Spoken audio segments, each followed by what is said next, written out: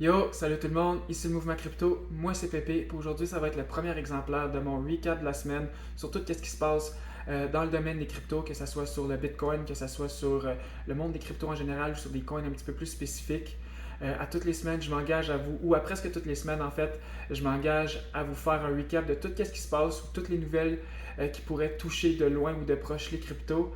Que ce soit une bonne nouvelle ou une mauvaise nouvelle. Puis avec ces recaps-là, j'aimerais ça que vous mettez dans les commentaires si vous avez entendu des nouvelles justement que moi j'ai pas entendu parler, que vous voulez avoir un petit peu plus d'informations là-dessus. Je vais m'engager à vous répondre puis à faire en sorte qu'on puisse apprendre tout ensemble tout ce qui va se passer au courant des semaines dans le domaine des cryptos. Puis si vous voulez avoir un petit peu plus d'exclusivité, en fait, savoir un petit peu plus rapidement qu'est-ce qui se passe dans le monde des cryptos, exemple qu'il y ait un crash ou qu'il y ait des grosses nouvelles, je vous encourage à aller suivre notre page Instagram ou à aller me suivre sur TikTok. Comme ça, je vais pouvoir sortir des vidéos un petit peu plus courtes en fait, puis faire en sorte de vous informer instantanément sur des grosses nouvelles qui pourraient se passer dans le domaine des crypto-monnaies.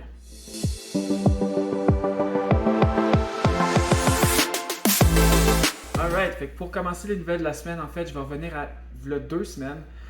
Quand le Bitcoin a crashé, il a passé environ de 40 000 à 30 000, même il est descendu à 25 000 dollars US. En fait, le crash aurait été créé par une compagnie de Wall Street nommée Citadel.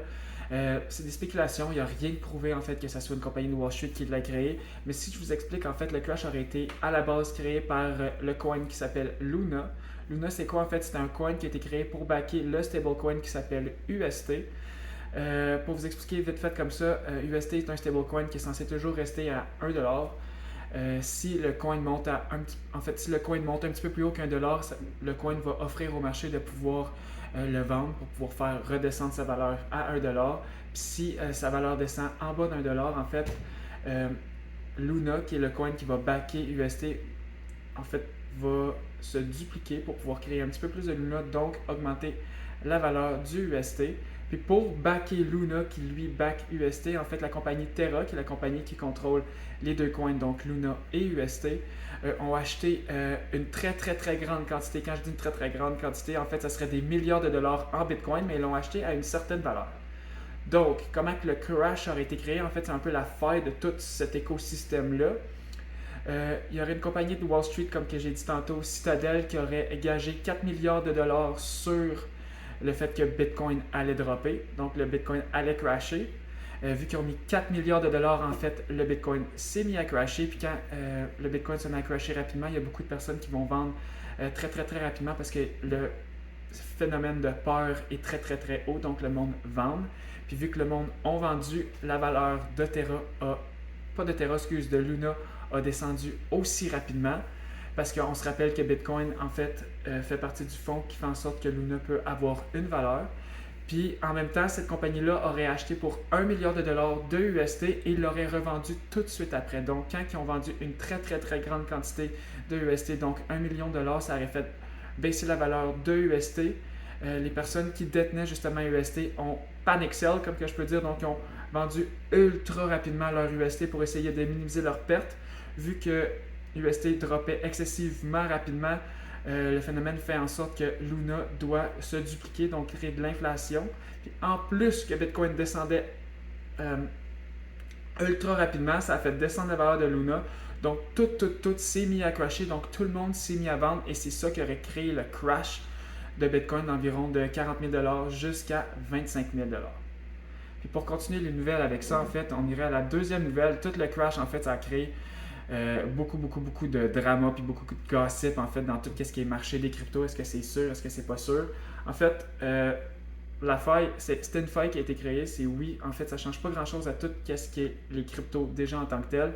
Il y a même déjà un projet, en fait, le créateur de Terra Luna, Do Kwon, serait déjà en train de travailler sur un Luna 2.0 pour faire en sorte que les personnes qui auraient perdu énormément d'argent sur tout ce qui s'est passé avec UST et Luna soit en fait créer un deuxième projet qui va s'appeler Luna 2.0 pour faire en sorte que le monde qui ont investi dans Luna et qui ont perdu quasiment toutes leurs économies, il y a du monde qui ont perdu leurs économies de vie, là. Il y a du monde qui ont perdu énormément d'argent et qui ne savent pas comment s'en sortir.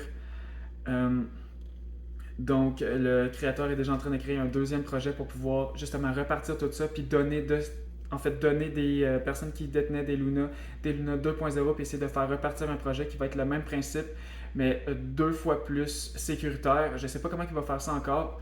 Ça va être question du futur. Dès que je vais avoir un petit peu plus de nouvelles là-dessus, je vous informe là-dessus. Pour continuer avec une nouvelle un petit peu plus joyeuse, un petit peu plus positive envers tout le marché des cryptos, cette semaine, il y a eu le meeting Alliance for Financial Inclusion, dont le président du Salvador qui a adopté Bitcoin comme monnaie principale du pays environ un an, en fait l'année passée. Le président du Salvador était là pour parler à 44 pays en développement ou moindrement en développement, il va parler de son expérience avec Bitcoin et pour vendre aussi l'idée d'adopter Bitcoin comme monnaie principale du pays puis à quel point ça l'a aidé son pays de manière ultra positive. Ils sont en train de construire des écoles.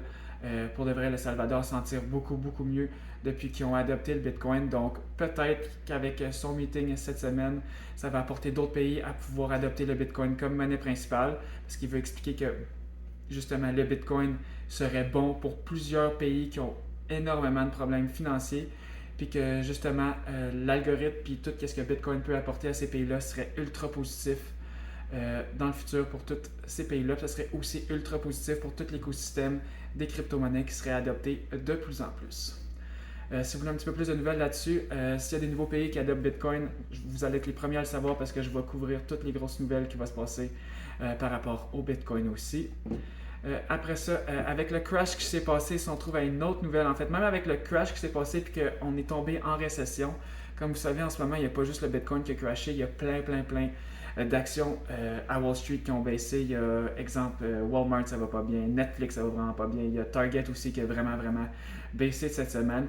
Même si tous les marchés baissent, que Bitcoin a crashé il y a environ 2 semaines, puis qu'en ce moment, on reste environ sur une ligue stable entre 29 et 31 000 dollars US, je te dirais, il n'y a jamais eu autant de personnes qui, justement, gardaient des Bitcoins dans un portefeuille de crypto depuis plus d'1 an, même si le marché continue à descendre. Si on regarde ici, avec le graphique juste ici, le marché continue à descendre.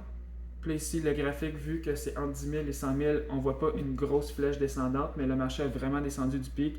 Le pic, on se rappelle, qui est environ à 69 000, puis dans les 2 dernières semaines, on est descendu dans les environs de 25 000 dollars US.